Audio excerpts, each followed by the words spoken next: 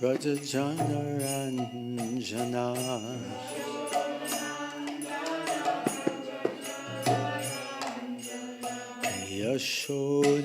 Yashodanandana Brajajanaranjana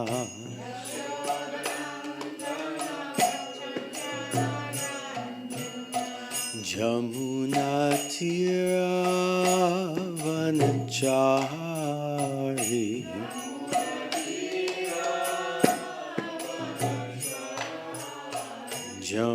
Jamunatira Vanachari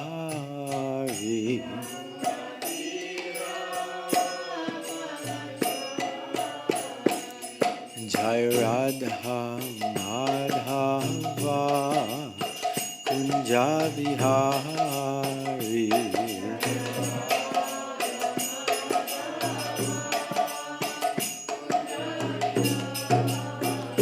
Jai Radha Madhava Kunjabihari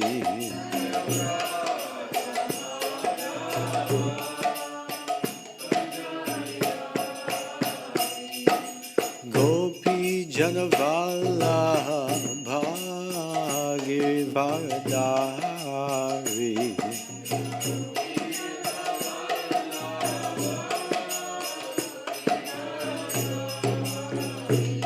Gopi Janavallabha Girivardhari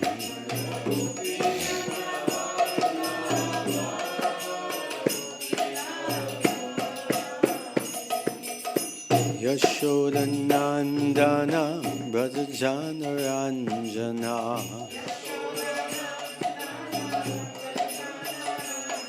Yashodanandana Brajajanaranjana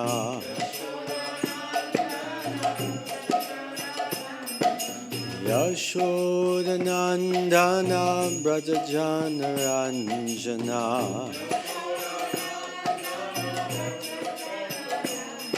Yashodanandana Brajajanaranjana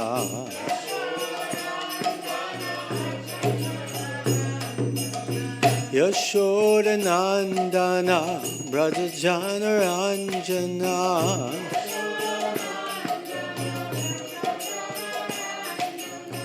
Yashodanandana Brajajanaranjana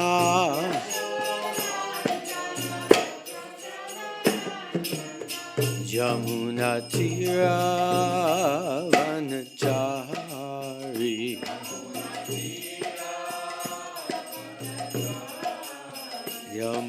Yamunatira Vanachari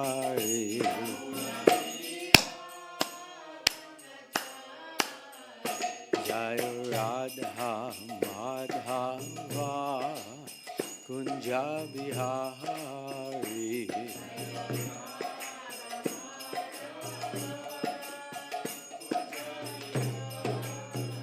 Jaya Radha Madhava Kunjabihari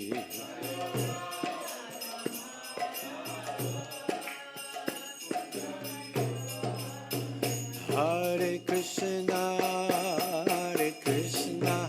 Krishna Krishna Hare Hare Hare Rama Rama Rama Hare Hare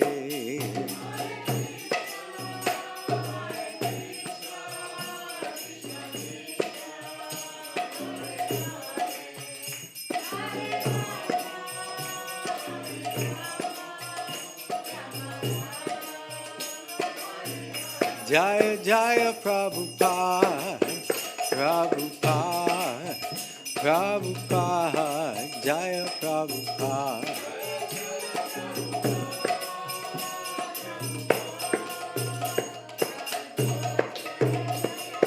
Jaya Jaya Prabhupada Prabhupada Prabhupada Jaya Prabhupada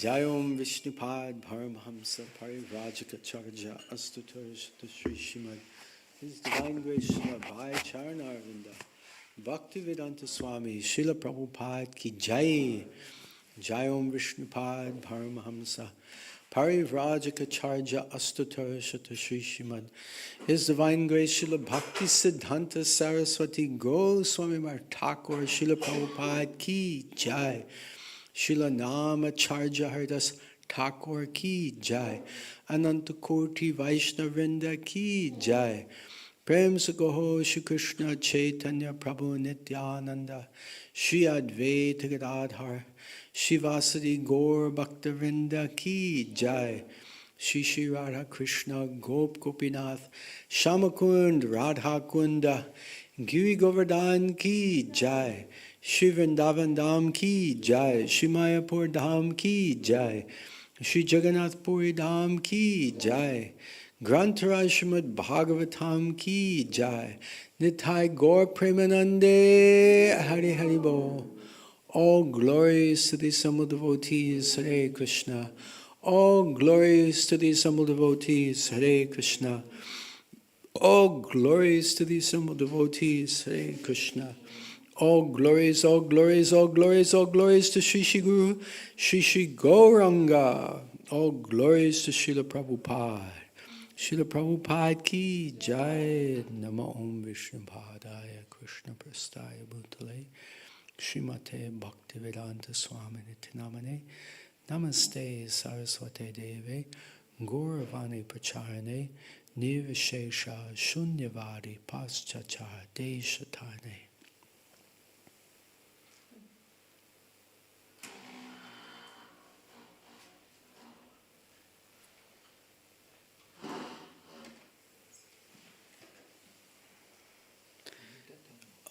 Maybe not, just keep it here for now.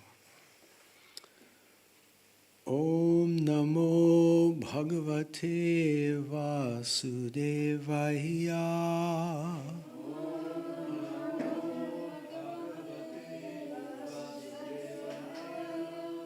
Om Namo Bhagavate Vasudevaya.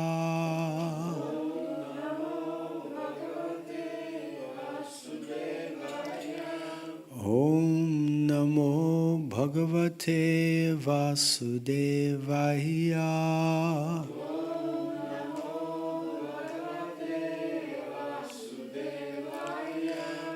Narayanam Namaskrityam Naram Chaiva Narottamam Naram Chaiva Narottamam Devim Saraswatim Vyasam Devim Saraswatim Vyasam Tato Jayamudirayat Tato Jayamudirayat Nasta Prayeshu Bhadreshu Nasta Prayeshu Bhadreshu Nityam Bhagavata Sevaya Nityam Bhagavata Sevaya Bhagavati Uttama Shloke Uttama Shloke Bhaktir Bhavati Naishtiki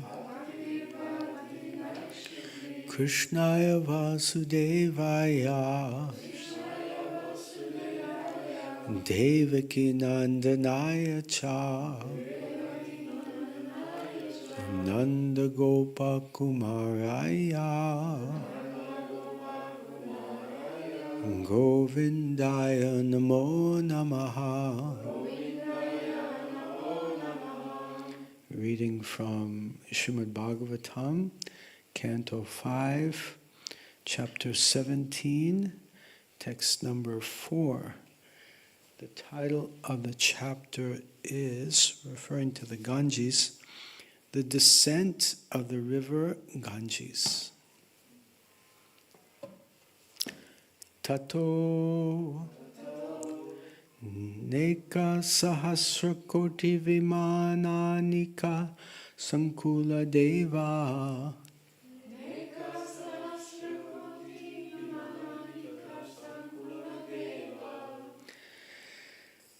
Neka sahasra koti vimanani ka sankula deva.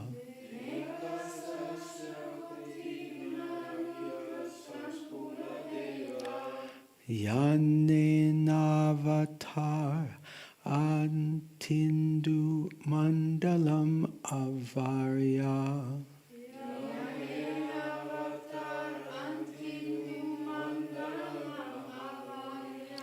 Yane navatar antindu mandalam avarya.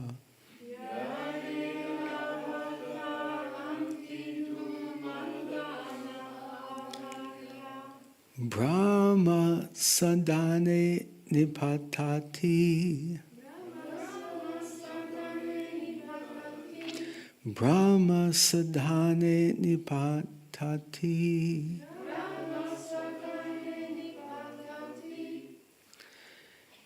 Tato Jai Shri Shri Gauranitai Shri Shri Jagannath Baladev Subhadra Ki Jai. Aneka Sahasra Koti Vimananika Sankula Deva.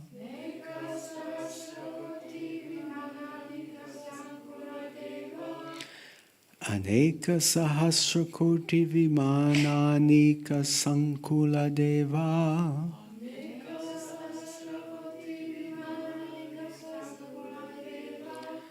Yane navatar antindu mandalam avarya.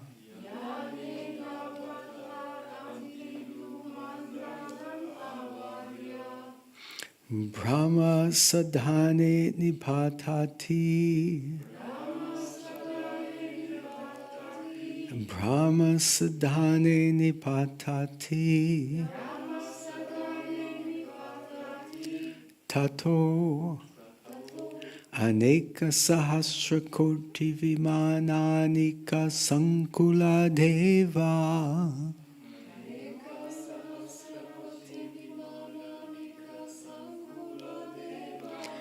Yane navatar antindu mandalam avarya.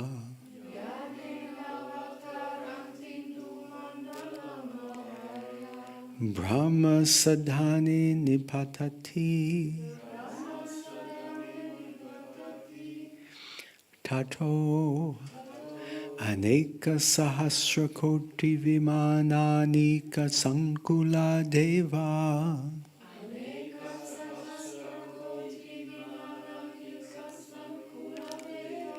Yane navatar antindu mandalam avarya.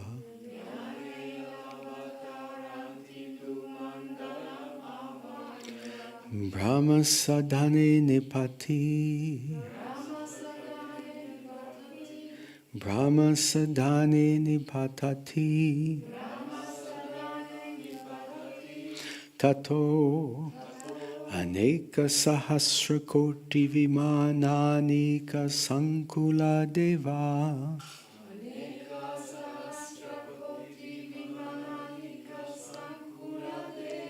Yane navatar atindu mandalam avarya.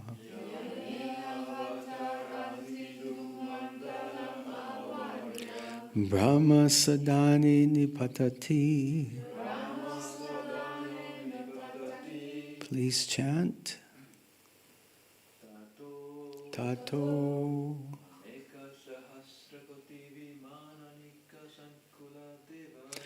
aneka sahasra koti vimananika sankula deva.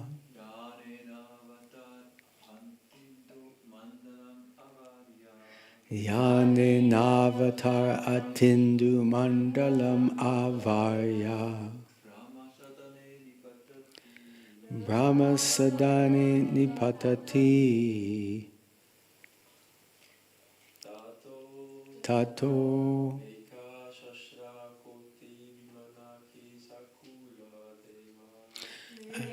sahasra koti vimananika sankula deva.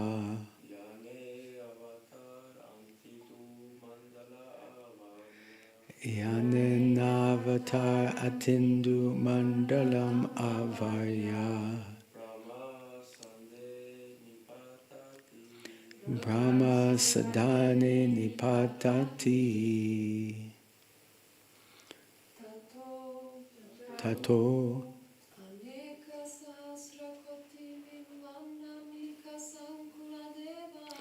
Aneka Sahasrakoti Vimananika Sankula Deva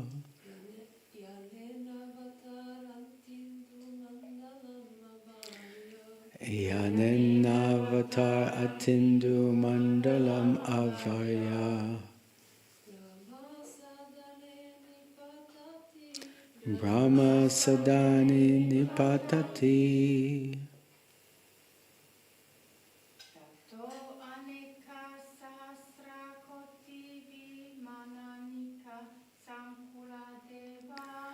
Tato Aneka Sahasrakoti Vimananika Sankula Deva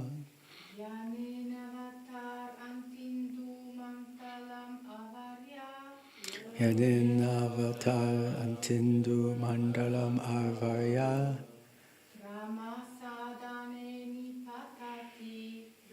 Prasadane Nipatati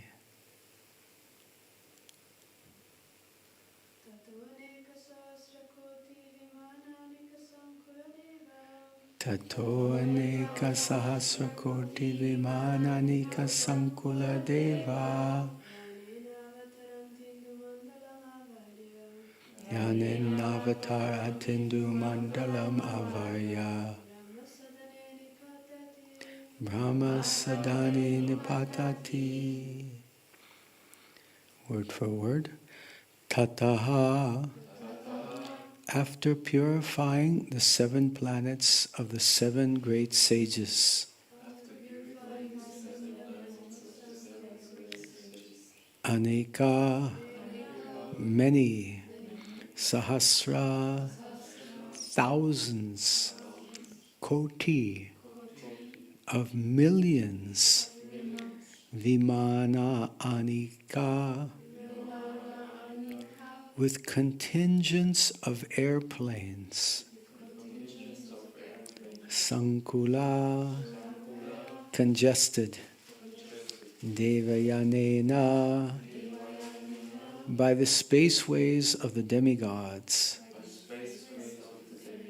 Avataranti, descending, Indumandalam, the moon planet, Avarya, inundated, Brahma Sadhane, to the abode of Lord Brahma atop Sumeru Parvata.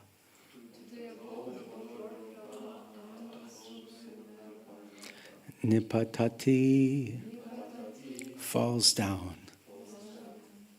Translation and purport by His Divine Grace Srila Abhay Charanarvinda Bhaktivedanta Swami Srila Prabhupada Ki Jai. Translation. After purifying the 7 planets near Dhruvaloka, the pole star, the Ganges water is carried through the spaceways of the demigods in billions of celestial airplanes. Then it inundates the moon, Chandraloka, and finally reaches Lord Brahma's abode atop Mount Meru. Please repeat after me. After purifying the 7 planets near Dhruvaloka, the pole star, the Ganges water is carried through the spaceways of the demigods in billions of celestial airplanes. Then it inundates the moon, Chandraloka, and finally reaches Lord Brahma's abode atop atop Mount Meru. Purport. We should always remember that the Ganges River comes from the causal ocean beyond the covering of the universe. After the water of the causal ocean leaks through the hole created by Lord Vamandev, it flows down to Dhruvaloka, the pole star, and then to the 7 planets beneath Dhruvaloka.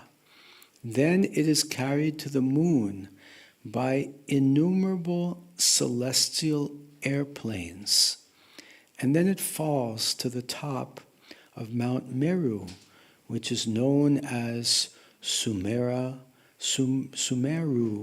Parvata. In this way, the water of the Ganges finally reaches the lower planets and the peaks of the Himalayas, and from there it flows through Haridwar and throughout the plains of India, purifying the entire land. How the Ganges water reaches the various planets from the top of the universe is explained herein. Celestial airplanes carry the water from the planets of the sages to other planets. So-called advanced scientists of the modern age are trying to go to the higher planets, but at the same time, they are experiencing a power shortage on Earth. If they were actually capable scientists, they could personally go by airplane to other planets, but this they are unable to do. Having now given up their moon excursions, they are attempting to go to other planets, but without success. So once again, the verse, Tato aneka sahasra koti vimananika sankula deva yanen avatar antindu mandalam avarya brahma sadane nipatati. Om jnanatmrandasya Jnananjana Shalakaya Chakshur Unmilitam Jena Tasmai Shri Gurve Namaha Shri Caitanya Manobishtam Shtapitam Dena Bhutale Svayam Rupa Kadamayam Dadati Swapadantikam Vancha kalpatubhyascha kripa sindubhya eva cha patitanam bhavanebhyo vaishnavebhyo namo namaha.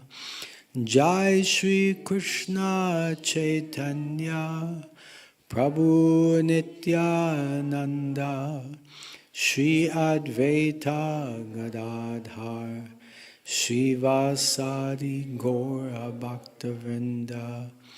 Hare Krishna, Krishna Krishna, Hare Hare, Hare Rama, Rama Rama, Hare Hare. Hare Krishna, Hare Krishna.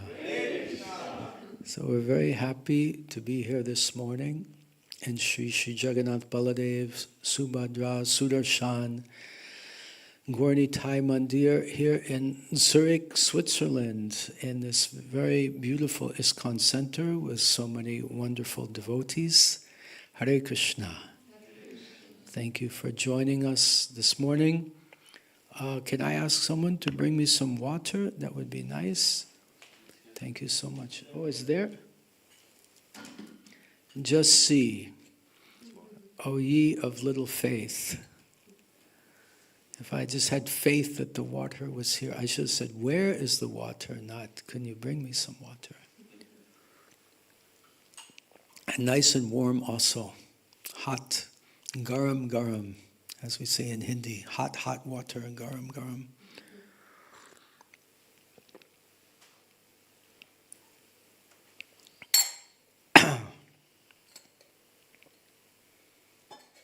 So this is actually the topic of today's class is faith, because today's verse is very difficult to conceive of. It's very inconceivable.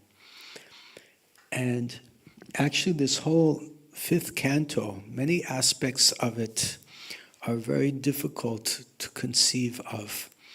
And when this fifth canto came out, Prabhupada released it, the BBT released the fifth canto, Srimad Bhagavatam.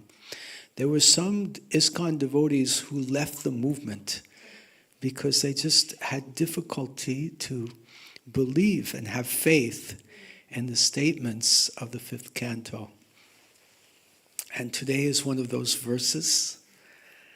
And also in the purport today, Prabhupada speaks about how the scientists did not go to the moon and could not reach the moon.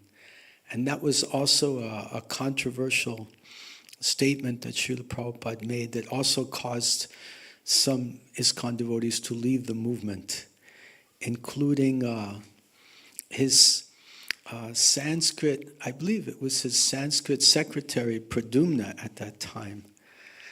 And there's a story in the Prabhupada Lilamrita, which is the biography of Srila Prabhupada, where when the Americans had sent the Apollo spaceship to land on the moon, all the devotees had a television set. Prabhupada was there, and devotees were sitting with Prabhupada to watch the moon landing.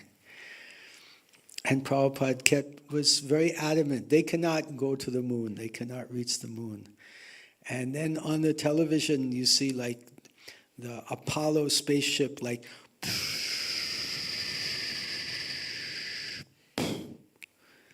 and then the astronauts come out of the spaceship and they're like moving in slow motion. And then they take the American flag and they put on, and you can see the flag waving, and Pradyumna is like, just see Prabhupada, they went to the moon, they've come to the moon. Prabhupada said, they have not gone to the moon.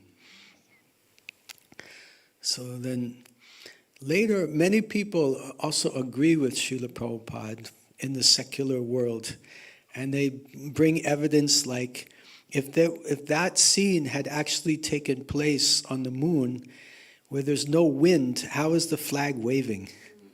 Right? Different points like this. So it's highly doubtful that they went to the moon. Some people believe they went to the moon, and some people believe Srila Prabhupada. And some people have difficulty believing the fifth canto. But I feel that we should have faith. It's important to have faith in the Srimad Bhagavatam. To have faith in the Srimad Bhagavatam doesn't mean we can pick and choose which parts we have faith in and which parts we don't. Well, I believe the second canto, but I don't believe the fifth canto. I believe the sixth canto, but not the seventh canto. No, we should have faith in the entire Srimad Bhagavatam. There's a saying in English that truth is stranger than fiction. So the truth of Srimad Bhagavatam, as we hear in today's verse, is really, really amazing. Really amazing. Let's have a look at today's verse and see how amazing it is. But before we do, one verse. This verse is the 6th chapter of Srimad Bhagavad Gita, text number 47, which declares who is the greatest yogi. Yoginam api sarvesham, yoginam api sarvesh, madgantir antar atmana, Madkantir antar atmana Shraddhavan bhajate yo mam Shraddhavan bhajate yo Same yuktatamo mataha Same yuktatamo. Of all yogis, the one with great and transcendental faith, Shraddhavan bhajate yo mam. The word Shraddha, faith, appears in this verse. So the greatest yogi is one who has a lot of faith. Shraddhavan bhajate yo mam, who worships me with great faith. Same yuktatamo mataha. He is the most closely connected with me in yoga, O Arjuna. So we should have faith. We want to cultivate faith. And what's the alternative? We live, if we reject these statements of Srimad Bhagavatam, if we reject Bhagavatam, what are we going to do? Go work in a gas station or go work in some corporate office promoting material life in this world, which is limited and temporary. And ultimately this world is dukkhalayam ashashvatam. It's a miserable world. So what is better? Have faith in Bhagavatam and engage in the Yuga Dharma, Harinam Sankirtan? Or say, no, this is just too fantastic. I can't have faith in this, and give up our Krishna consciousness. I think Krishna consciousness is more worthwhile. And there's a story, I'm sorry, I should be moving through this, but I'll just tell one more quick story. This is a story of the frog in the well. Who has heard the frog in the well story? Have you heard it? Have you heard frog in the well story? Yeah? Okay. Well. Well is where you bring the water out. You dig in the earth until you get water, and then you throw your bucket in the well with a rope and you pull up the water. That's called well. W-E-L-L. Yeah. So there was a frog. Dr. Frog was living in the well, and a friend of his came to visit him and said, "My dear friend, Dr. Frog, I have just been to the ocean." And Dr. Frog said, "Really? What was it like?" And the friend said, "Oh, such a vast body of water like I've never seen." And Dr. Frog said, "Is it as big as my well?" And the friend said, "No, bigger, much bigger than the well." "Is it twice the size of my well?" "No, the ocean is much, much bigger than your well." "Is it 3 times as big as my well? 4 times? No, much bigger, much bigger." And each time Dr. Frog had said 4 times, and then 5 times, he was puffing himself up bigger and bigger, and finally he said, "Is it 6 times? And then Dr. Frog exploded, he popped. So the point of this story is that we as human beings have very little limited capacity to understand the vastness of the universes and Krishna's creation. We have only very limited experience of what's going on around us, but what's going on a celestial level, on a spiritual level, on a galactic level, on a universal level, this is like beyond our conceptions. So just because we cannot conceive of these things, we don't have the capacity with, as Srila Prabhupada said, our teeny brains. It doesn't mean that these things are not true. So let's have a look at what Srimad Bhagavatam is sharing with us today. So first of all, we see Aneka Sahasra Koti Vimananika. The word Vimana. Can you see that word Vimana? Vimana means a vehicle, a car.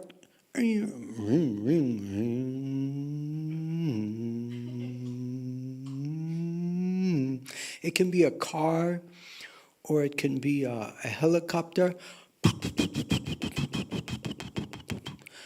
or it can be an airplane,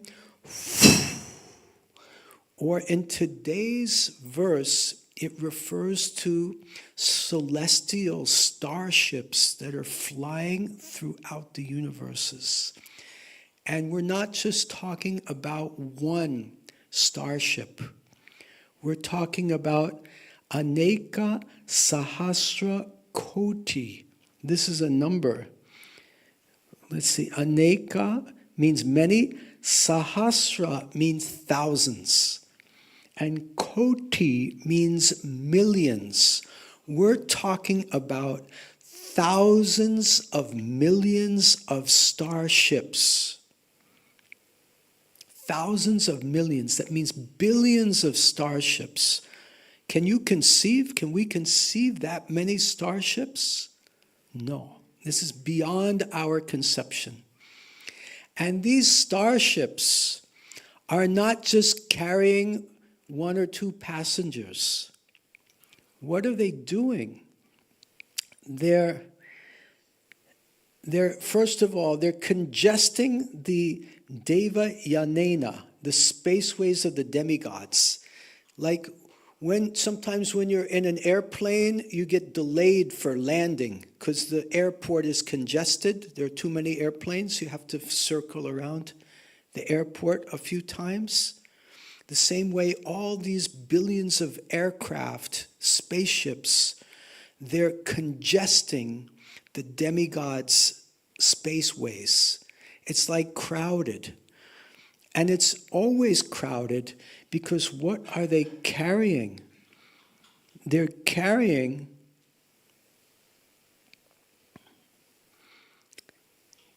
the Ganges water.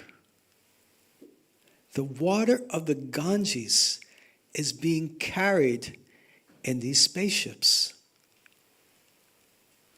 They're like tankers. You know, when the oil is being brought to the petrol pump, it comes in a big tanker. So all of these billions of celestial starships are big tankers carrying the Ganges water.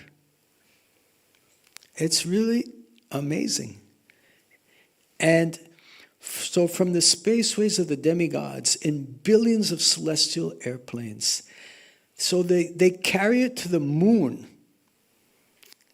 Chandraloka, and then finally it reaches Lord Brahma's abode atop Mount Meru. And first it's coming from the causal ocean, which Lord Vamandev had made a small hole in the covering of the universe with the nail of the big toe of his left foot. So really incredible pastime is being exhibited. And it's not that they just carry it one time. It's like a constant procedure. It's like these billions. Can you imagine having a job as being a Ganga tanker starship pilot? You know, what do you do for a living? Oh, I'm a Ganga tanker starship pilot. I drive the Ganga around in my starship. And then Ganga descends, and she's so massive. She's so massive, and she's ever flowing. So it's an incredible logistics experience. It's actually logistics. To bring something from one place to another is called logistics.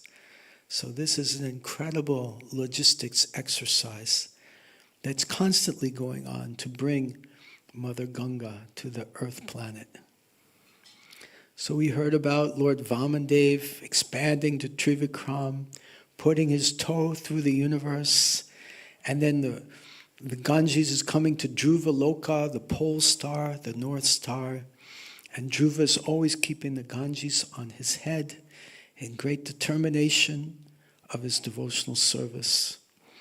And then Ganges comes to Dhruva Loka, and from Dhruva Loka to the 7 planets of the 7 rishis, and from these 7 planets Here we have the Ganges starship tankers illustrated. But we just see here 1, 2, 3, 4, 5, 6 of them.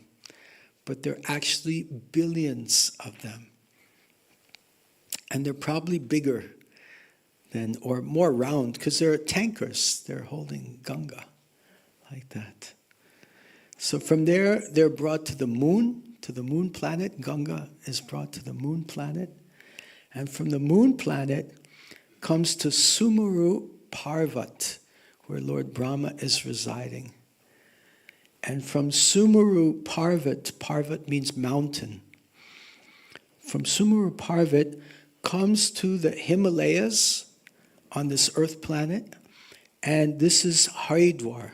This is where Ganga begins to travel across India, Bharatvarsh. Haridwar is one of the places of the Kumbh Mela, where I think this is likely a Kumbh Mela here, where thousands and thousands of people come to take bath in the holy Ganges. Let's chant this verse together. Nimna ganam yatha ganga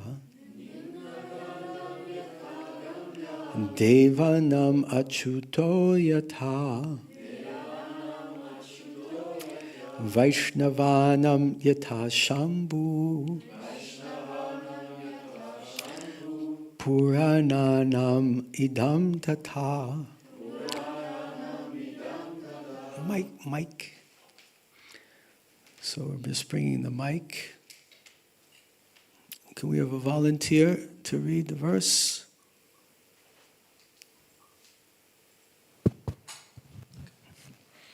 Just as the Ganga is the greatest of all rivers, Lord Achyuta, the supreme among deities, and Lord Shambhu, Shiva, the greatest of Vaishnavas, so Srimad Bhagavatam is the greatest of all Puranas. Right. And here we see Lord Vishnu, and everything is emanating from him. And here's another verse. Aham sarvasya prabhavo matat sarvam pravartate itimat vabhajante mam buddha bhava samanvitaha. Someone else can read? Yeah. Jai Sri Sri Jagannath Baladev Subhadra Ki Jai.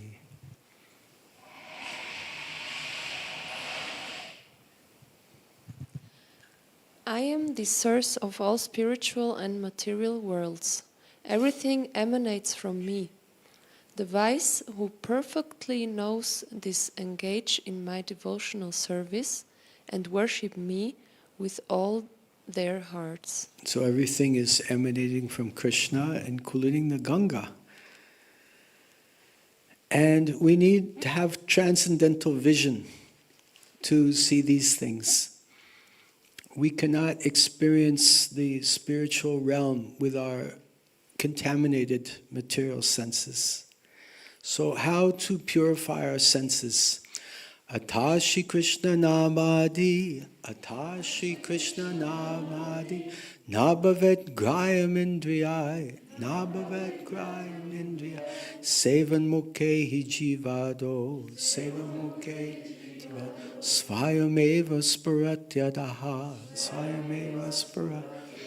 That by spiritualizing our senses, by chanting Hare Krishna, Krishna Krishna, Hare Hare, Hare Rama, Rama Rama, Hare, then we can begin to perceive the reality and perceive the spiritual world through our purified senses, and ultimately develop love for Krishna and Premanjana Charita Bhaktivilochanena. Let's read this famous verse from Sri Brahma Samhita. Premanjana Charita Bhaktivilochanena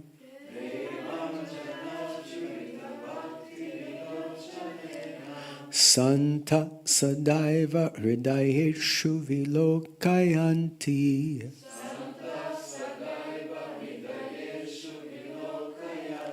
Yam Shama Sundaram Achintya Gunasvarupam.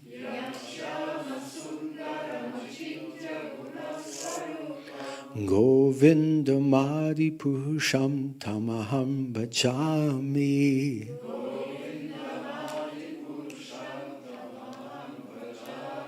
Can we have a volunteer to read the verse?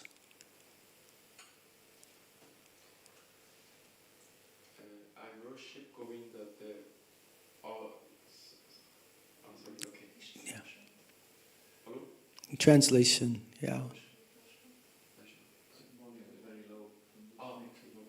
The worship Govinda, the primal Lord, who is Shyama Sundara, with inconceivable, innumerable attributes. From the pure devotees, see the heart of the hearts with the eye of the devotion, time with the slave. I'm sorry for my English. Wait, you have the last line. Of love. Yeah, Sorry. yeah, that's the most important word, of love. Sorry. So devotees who have love in their eyes, they can actually perceive Sham Sundar, and they can perceive this spiritual reality. So it's very important that we develop this spiritual love. So how to develop that spiritual love? It's through bhakti. Bhaktyamam abhijananti, bhaktyamam abhijananti, yavanyaschasmi tattvataha, yavanyaschasmi tattvataha, tatomam tattvato gyatva, tatomam tattvato gyatva, vishate tadanantaram, It is only by bhakti that I can be known in truth. Bhakti, there are 9 processes of bhakti. Shravanam, Kirtanam, Vishnu Smaranam, Padasevanam, Archanam, Vandanam, Dasyam, Sakyam, Atmanivedanam. Beginning with Shravanam, Kirtanam, Vishnu, hearing, chanting, and remembering the Lord. So, Lord, the Ganges is flowing down. She's very beautiful, and she's purifying all of us by her presence in this world. Just by touching Mother Ganga, we get so much benefit. I feel purified just seeing her, right? So beautiful. And Prabhupada talks in the purport about the scientists are trying to go to the moon, but ultimately not being successful. Some devotees said, but Prabhupada, they brought back some rocks, right? And Prabhupada said, they spent millions of dollars just to get some rocks. And these rocks we can come from anywhere, even the Arizona desert. Some people say they actually went to the Arizona desert and not the moon. It was all like a Hollywood kind of hoax. So the scientists are like children trying to reach these higher planets. And Srila Prabhupada is saying if they were real scientists, then they could maybe join up with the pilots of the Ganga Starship carrier company and they could travel. But they're not able to do that. They don't have the capacity. Abrahma bhuvana loka punar arvartino juna mamupetya tu konteya punarjanmana vidyate. Someone else can read? Hand the mic. Please go ahead. Please speak a little loudly. I think, does anyone know where the sound system is living? Can we turn this mic up a little bit? From the highest planet in the material world down to the lowest, all are places of misery wherein repeated birth and death take place.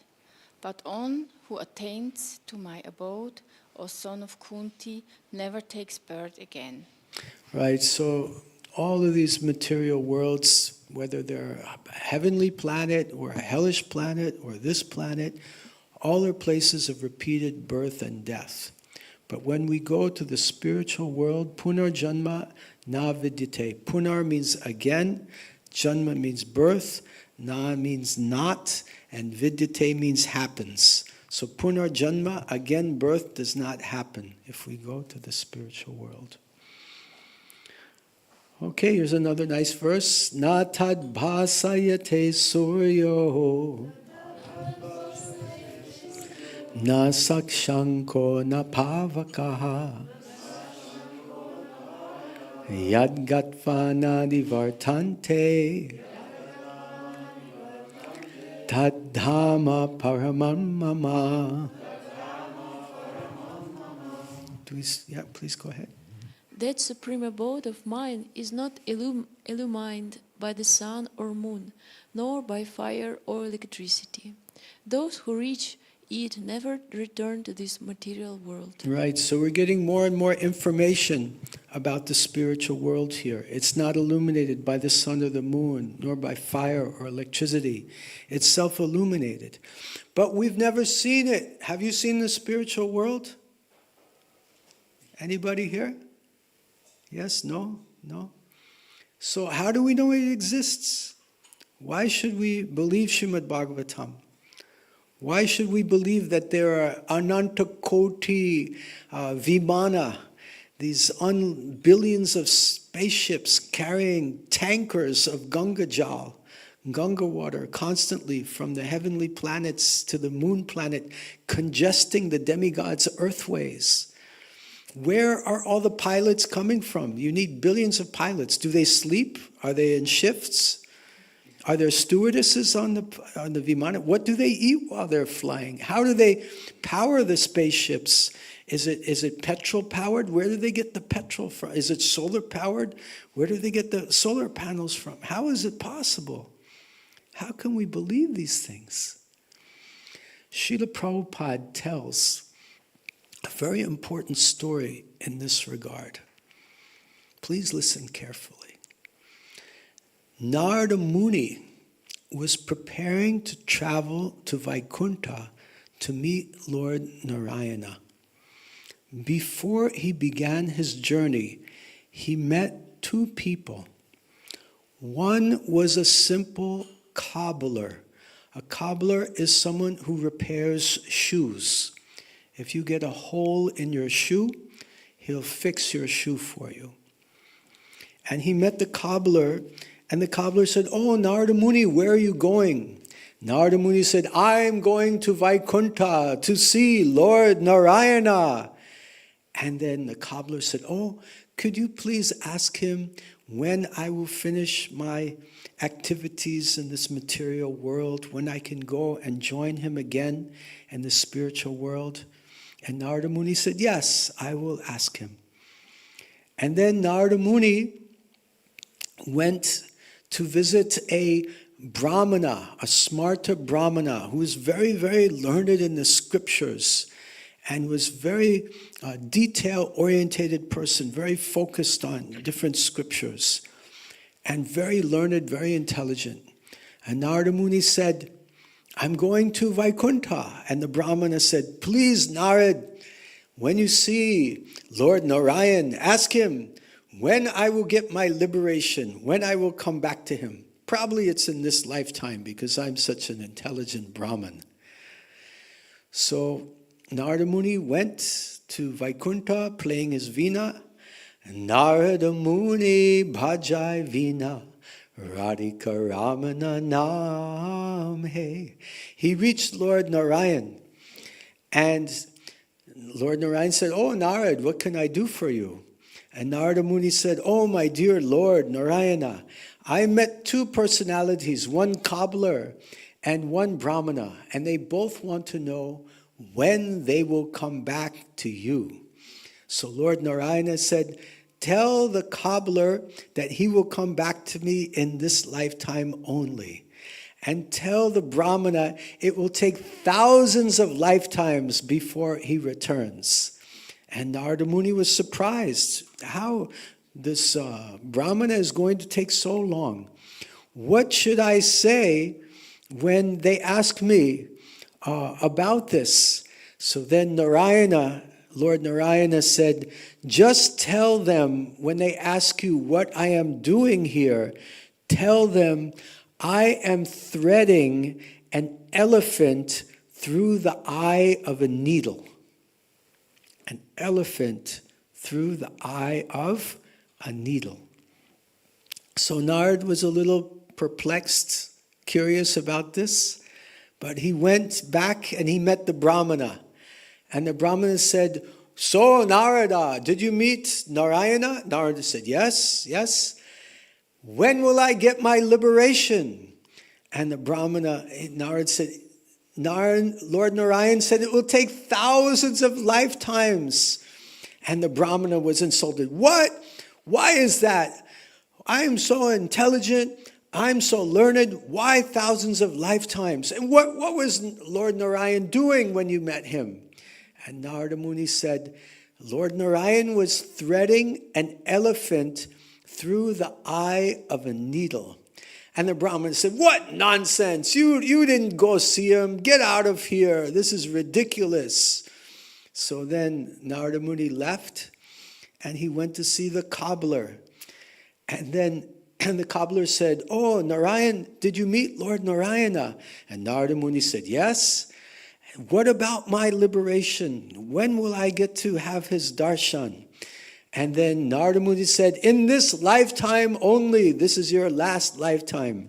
And the cobbler said, oh, how wonderful. And what was my Lord Narayan doing? And Narada Muni said he was threading an elephant through the eye of a needle. And the cobbler said, oh, my Lord is so wonderful. He can do anything. Just as we see the banyan tree has so many fruits, and then the seeds of in the fruits are small, small, small seeds. And inside each seed is a potential for a huge banyan tree. So like this, the cobbler had this transcendental vision to see the unlimited potency of the Supreme Lord. So it may sound to us very amazing that billions and billions of this Anantakoti Vimana, these starships, are carrying Ganges, water, through the congested airways of the demigods. But for the Supreme Lord, Mata Parataram Nanyat Kinchid Asti Dhananjaya, Mai Sarvam Idam Protam Sutre Manigana Iva, that everything is resting upon the Supreme Lord. And everything we see, all this manifested universe in our limited perception, like we mentioned, Dr. Frog, we have a very limited experience and perception. Lord Krishna says, everything you see phenomenal in this world, everything you see, everything you don't see, it's just a spark of my splendor. So we have no idea, we have no conception of the vastness of Lord Krishna's creation and how it works. And it's just really, really amazing. The Lord is inconceivable and really amazing. So this is the spiritual world being revealed to us. Srila Prabhupada said this artwork are windows to the spiritual world. So how can we see? We see through our ears by hearing the message of Srimad Bhagavatam, by hearing from great personalities like Srila Prabhupada. And Srila Prabhupada, Premanjana Charita Bhakti Vilochanena. Srila Prabhupada has these eyes tinged with the love of Krishna, so he can actually see. So Srila Prabhupada's given us the message, the conclusion of Srimad Bhagavatam, that Krishna Varnyam Tvisha Krishnam Sango Pangastra Parshadam Yagnai Sankirtana Prayer Yajanti Hi Sumeda Saha. That intelligent persons in the age of Kali will take up this process of Sankirtan Yagya, the chanting of Hare Krishna, Hare Krishna, Krishna Krishna, Hare Hare, Hare Rama, Hare Rama, Rama Rama, Hare Hare. Thank you very much. Hare Krishna. Are there any questions or comments? I have one question. Yeah, Prabhu, please go ahead. That we should understand maybe in life how it works with Krishna and the Vaikuntha in this material world, or it's only when we die, when we come maybe to Krishna, we understand how it works, the spiritual world, or So your question is, how and when will we understand how it all works, how the spiritual world is, and what is the spiritual world like? Is that your question? yes, my question, and how we understand full or not. Will we understand everything? Is that your question? Yeah, maybe when we take thousands of lives and then we are maybe understand it or no, I don't know. When we live thousands of lifetimes, will we gain complete understanding? Is that your question? Yeah, maybe, Yeah, okay. So, question on the floor is, can we gain a complete understanding of the material and spiritual world in thousands of lifetimes? Correct? Yes and no. No, in the sense that the spiritual world is ever expanding, and this material world is also expanding. So there's no limit to what there is to be understood. So that's no. And then yes, once we go to the spiritual world, we'll have a much greater experience, understanding. Once Srila Prabhupada was asked by disciples that, what is my relationship with Krishna in the spiritual world? Am I a gopi? Am I a cowherd boy? Am I a cow?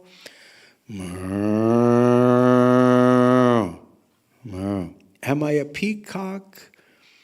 Am I a blade of grass? What is my eternal constitutional position with Krishna? And Srila Prabhupada's reply was, you should go there and find out. So to gain complete understanding, we should finish our business up here in this material world and go back to the spiritual world. And no need to wait thousands of lifetimes. If we're very focused and we get the mercy of Lord Caitanya by engaging in the Sankirtan mission of distributing the holy name, the chanting of Hare Krishna to every town and every village of the world, then Lord Caitanya has the capacity to give us special mercy and bring us back to the spiritual world in this one lifetime only. Srila Prabhupada has also expressed his capacity to bring disciples following the process of Krishna consciousness back to the spiritual world. So not on our own strength, but on the mercy of Srila Prabhupada, the Acharyas, Sri Krishna Chaitanya Mahaprabhu, and Sri Jagannath, Baladev, and Subhadra. Does that answer your question? Yeah, thank you. Yes. Not 100%, but Okay, good. So we have two devotees with hands up. I believe Prabhu had his hand up first, and then we'll take Mataji's point. Could you please hand Prabhu the microphone? Thank you so much. Yeah, so my question is, when it's spoken about the Ganges transported via... Vimana, airplane. Yeah. Is it spoken about the gross body or Ganges or the subtle body? So thank you for your question. If I understand your question properly, you're asking what aspect of the Ganges is being transported. I'm asking basically if it's a gross body. The gross body of the Ganges? Yes. Okay. Can I just trace back every water atom and at some point it will be appearing from nowhere, from extra dimension or is it the subtle body that is not the like which we cannot study with our instruments? Yeah, thank you very much for your question. It seems a very deep and profound question. If I understand your question properly, you're asking, does the Ganges have a gross form and a subtle form? Number one. Is that correct? Well, it's included, yeah. Yeah. So that would be the place to start. Does the Ganges have a gross form that we would perceive and a subtle form that we would not perceive? Right? Well, we have subtle and gross forms. You can use the microphone because we have an internet audience. If we have gross and subtle forms, so why Yeah. wouldn't some objects that probably also have something that we cannot perceive also have it? Why not? Yeah, it's a very deep question, because as we see in this slide here, where we see this is Ganges, Ganga personified. You see this female form here? This is the personified form of Ganga Devi. So in that aspect, sometimes Ganga Devi is revealed to some personalities. Some personalities have been able to perceive the personified form of Ganga Devi, and some cannot. So in this way, I would share that it seems very likely that yes, Ganga Devi does have a subtle form as well as a gross form, especially in regarding to her personified form as Ganga Devi. So yes, there's a subtle form and a more gross form in the form of Ganges water that we can perceive, and we can wash our hands in the Ganges water and take bath and swim in the Ganges water, and we can perceive that. So we have a very subtle form of Ganga Devi, the personified goddess form, which some can perceive and some cannot perceive. And sometimes she can reveal her form to individuals. And then we have the Ganges water also, which generally, at least when the Ganga is here on this planet, everyone can perceive. Now your question may go a little deeper as to whether this water form of Ganga, in addition to the gross form that we perceive, also has a subtle form, especially when traveling. And that I can't answer that question. I don't know. Yeah, just because we now have a little bit more technological advancements to document something in comparison with what people had during the time when Srimad Bhagavatam was written. We now can photograph very far and very tiny objects, even if, like, we have telescopes that can see a stone like 10 centimeters big on the moon. So why wouldn't we see these starships if they would be also gross?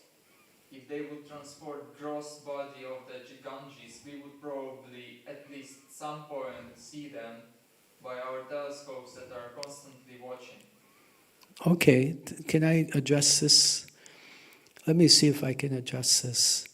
So this observation through our senses, through the use of a telescope, is called pratyaksha praman.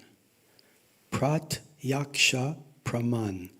Praman means proof. So now you're offering proof. You're saying that we can see a small stone 10 centimeters on the moon, so therefore there's proof that we can see it. Correct? Yes. So our eyes, the telescope is an extension of our eyes. We still have to see. Correct? If you want to see something, whether it's with your naked eye or whether it's with a telescope, still your eye is required, correct?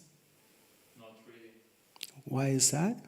because you can process the data before presenting it to the eye in some other way. Okay, process it before presenting it to the eye, but eventually, we say in English, the buck stops here.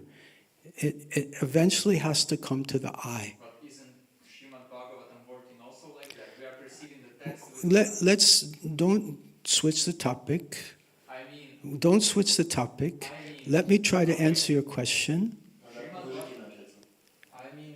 Bhagavatam is text. Wait, you asked me a question. Now I'm trying to answer your question and you're interrupting me. So please let me reply. So the eye is required to see through a telescope. Whether you're saying no. No, not anymore. Not anymore. Can you prove that? Yes, because there are telescopes that are measuring in the spectrum that is not perceivable with the eye.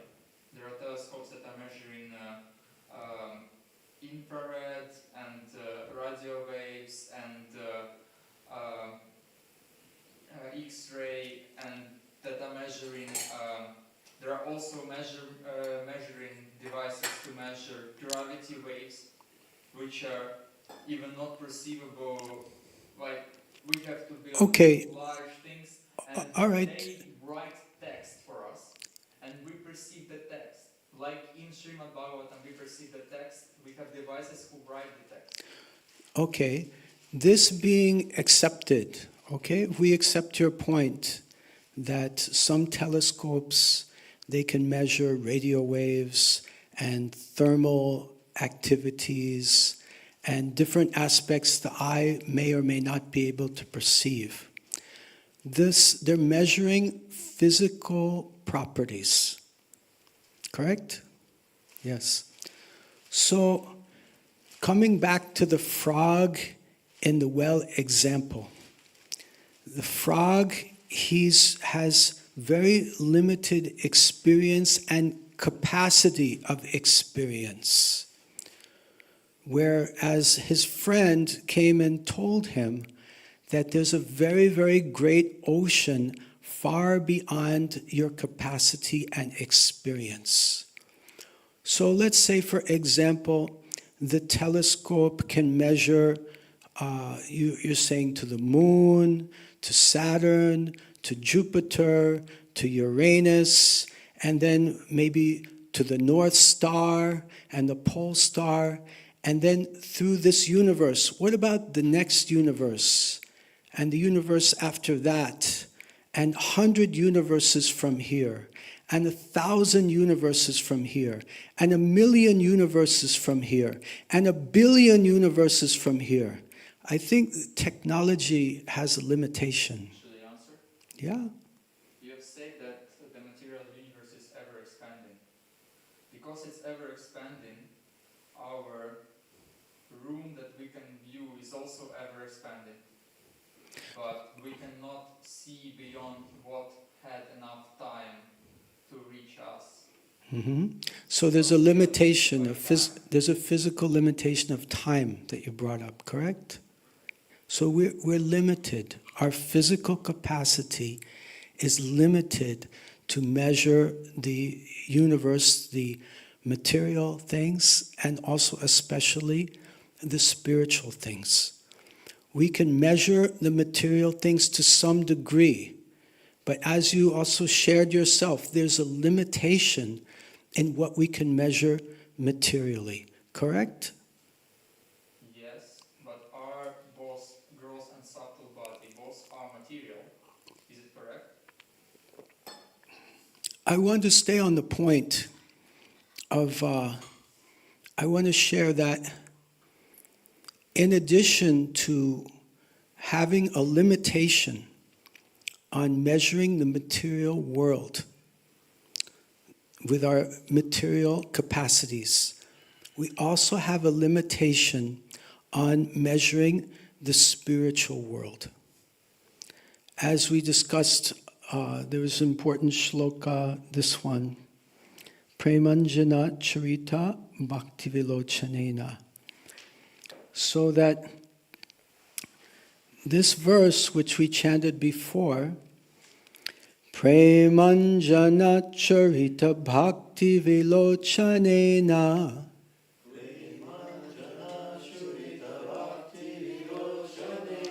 Santa sadaiva hridayeshu vilokayanti.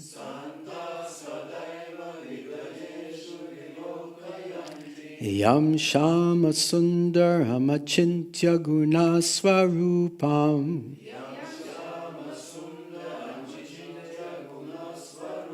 Govindamari purusham tamaham bhajami.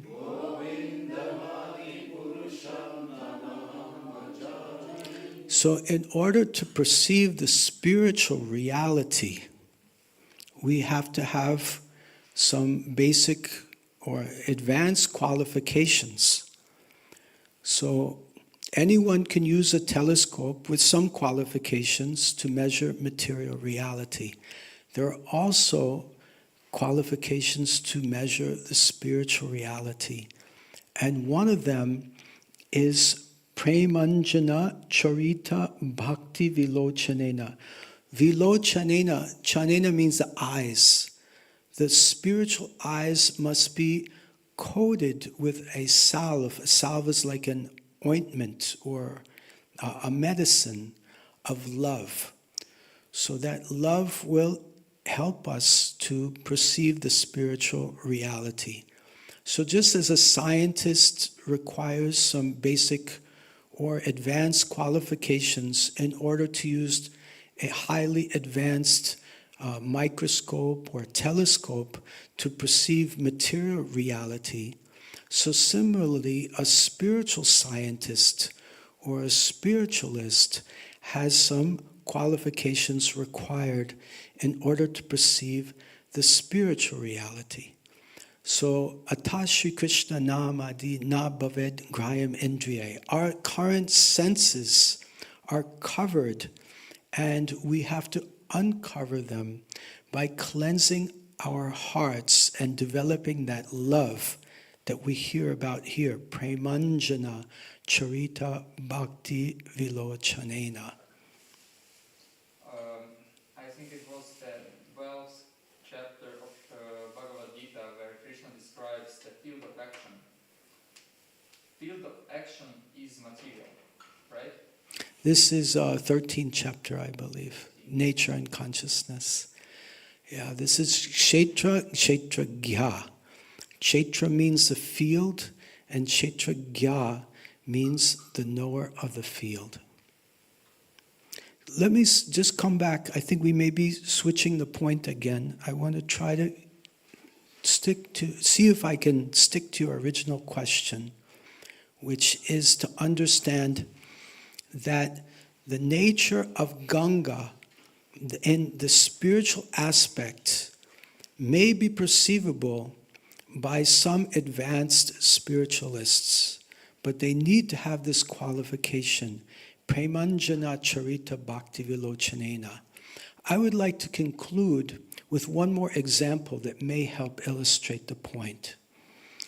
The example is that if you want to see a long distance, like you gave the example to see a stone on the moon, what instrument would we use?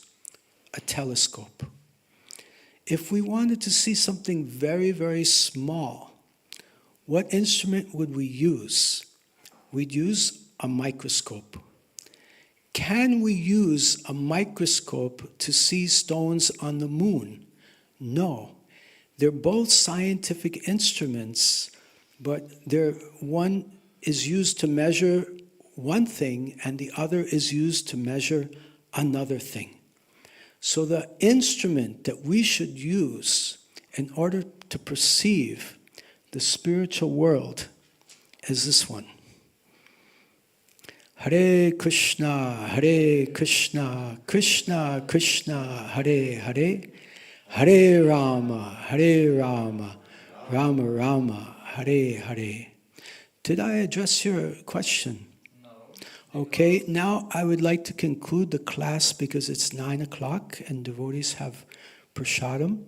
But if you'd like to continue discussing with me personally, I'm happy to do that. Thank you very much.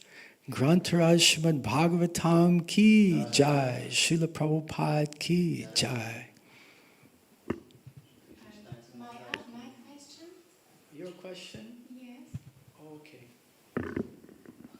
Yeah, go ahead. Those devotees who want to go for breakfast, you can go, and you can go ahead, ask your question. Go ahead. Yes, my question is, I don't understand, why was this Brahmana not able to get liberated? Why was liberated the humble person that was preparing the shoes? This person who was very simple. Yeah. We tell, and it's written that we have, when we are not able to get liberated in this life, we have to take a next birth in a Brahmana family to make a good start in life and to learn a lot and to be able to teach. But this Brahmana was not able to get liberated. So my question is, why? Okay. Why was not liberated, and why the other person was liberated? 2 points are here. 2 points. Let me see if I understand your question properly. Number one, why the cobbler got liberation, the simple, humble cobbler, as you mentioned, as opposed to the puffed up, proud Brahmana, and he did not give liberation. And you also shared that you heard that at the end of this life we should take birth again in a Brahmin family, and then from there we can go back to Godhead. So that's a misconception. We can go back to Godhead as a human being. We don't have to be born in a Brahmana family. We can just remember Krishna at the time of death. This is mentioned by Krishna in the 8th chapter, text number 6 of Bhagavad Gita, 5 and 6. Yam yam vapi smaran bhavan, yam yam vapi tyajante ante kalevaram, tyajante ante kalevaram, tam tam eva tikonteya, tam tam eva sadha tad bhava bhavataha. Whatever we remember at the time of death, we will obtain without fail. So if we remember Krishna at the time of death, we will obtain Krishna. Okay? It doesn't matter if we're in a Brahmana family, or a Vaishya family, or a Shudra family, or a Kshatriya family, or a Chandala family, or a dog-eater family. It doesn't matter. One just needs to become Krishna conscious. So it's very important to understand that just by being born in a Brahmana family does not equip us for going back to the spiritual world. Srila Prabhupada gives the example of the Supreme Court judge. Supreme Court judge. The Supreme Court judge had a son. Does the son automatically become a Supreme Court judge? No. He needs education. He needs qualification. Then perhaps he can become a Supreme Court judge. So similarly, one born in a Brahmana family may not even develop Brahmana qualities. The qualities are important, not the place of birth. Lord Krishna explains in the 4th chapter of Bhagavad Gita, text number 13. Chaturvanya mayashristam, guna karma vibhagashaha, tasyaham kartram apimam, vidya kartram avyayam, Chatur Varnamaya Shustam. Krishna says these 4 varnas and 4 ashrams are created by me. According to guna karma vibhagashaha, according to guna, quality, and karma. Karma means activities. So he doesn't say janma. Janma means birth. He doesn't say according to birth one has these qualities, has this varna. One is not a brahmana just by birth. One is a brahmana by his guna, his qualities, and his karma, his activities. So just having a 2 paisa Brahmin thread does not make you a brahmana. Just being born in a Brahmin family doesn't make you a brahmana. A brahmana is someone who understands Brahman. A brahmana is someone who has the guna, the qualities, and the activities of a brahmana. Is that clear? Yes. Okay, so coming back to your other question, which was?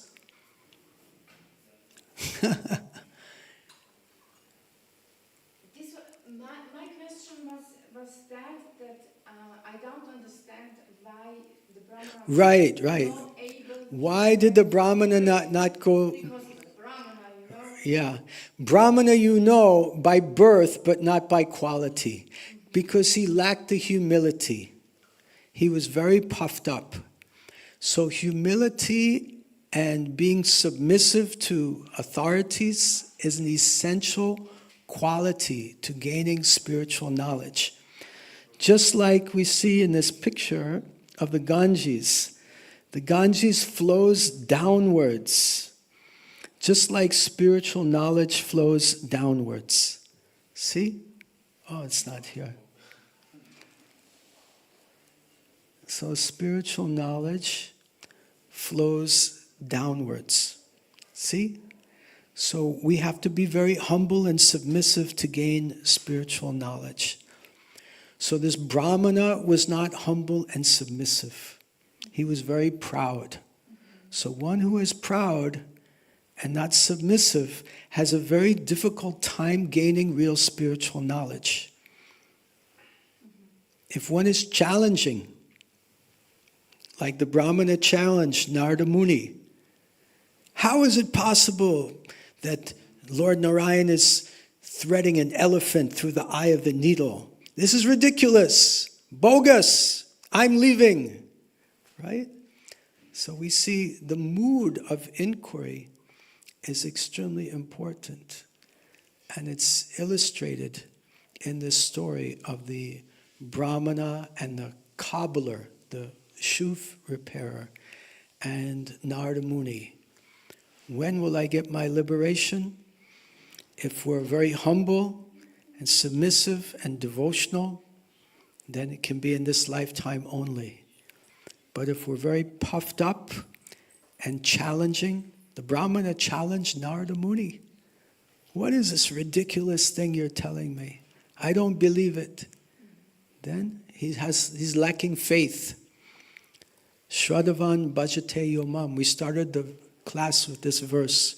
We have to have faith in the scriptures, faith in the sadhus. Tadvidhi pranipatena, tadvidhi prati pariprashnena sevaya, upadekshanti te jnanam, jnaninas tattva darshanaha. That just try to learn the truth by approaching the spiritual masters, inquire from them submissively, in a very humble and submissive way, so that the knowledge can flow down. If we say, oh, I know more than Narada Muni, then how we can get the knowledge like that? So that's why the so-called Brahmana by birth, but not Brahmana by qualities. That's why it would take him thousands of lifetimes to return to the spiritual world. Does that answer your question? Thank you for your lecture. Thank you very much. A little question about this question. I'm sorry. So when it needs thousands of lifetimes for Brahmana, it should be also maybe for a human here in this material world to not. He want to. Wait, can you repeat that? I missed it. I okay, lost you. Sorry. So when a human here in the When material a human here in the material world in the material world, okay. want to study the Krishna consciousness and be a devotee, so maybe he can not be to understand this in this life to be a devotee, or no? Is this correct? Or I don't know. It's good when he chant Hare Krishna and read the Bhagavad Gita and like this, but when the Brahma also know the knowledge about Krishna and everything, and he need thousands of lifetimes to come back because he not the Brahma in the heart, so he thinks he know very much, but I think yeah. So this is my question. So is knowledge enough to go back to Godhead? That's the question. Is knowledge, just having knowledge, it's not enough. We need qualities. Vidya Vinaya Sampane Brahmane Gavi Hastani Shuni Chaiva Swapakecha Panditaha Samadarshanaha. Vidya means knowledge, and Vinaya means humility. So both of these are required, and humility is more important than knowledge.